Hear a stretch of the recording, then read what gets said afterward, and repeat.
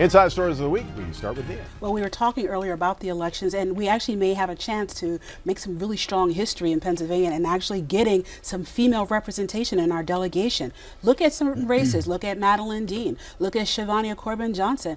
And also, don't forget, look at Chrissy Houlihan in Chester County. These are some strong races. Pay attention. Thanks, Nia. Allison.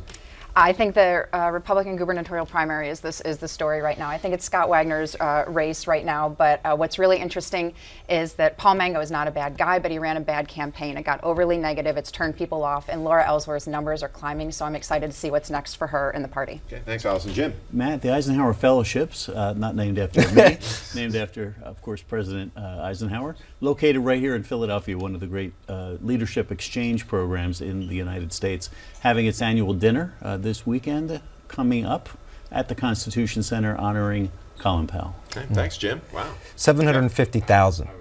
That is the number of independent voters in Pennsylvania or those who are not affiliated with the party. If Majority Leader Republican Dave Reed has his way, and he doesn't have many friends even among the Republicans, unfortunately, there'll be an open primary, redistricting reform by an independent commission, and term limits for committee chairpersons. So some of this legislation that gets bottled up, this good legislation, can get out.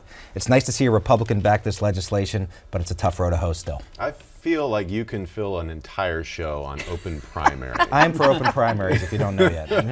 And sunshine is the best. Yes, it is. Jeff If is you missed purple. that, that's Jeff what is he purple. said. Jim, Nia, Allison, Jeff, thanks for joining us. Thank you for joining us. And if you want to listen to Inside Story in your car going to work, you can download or stream the Inside Story podcast.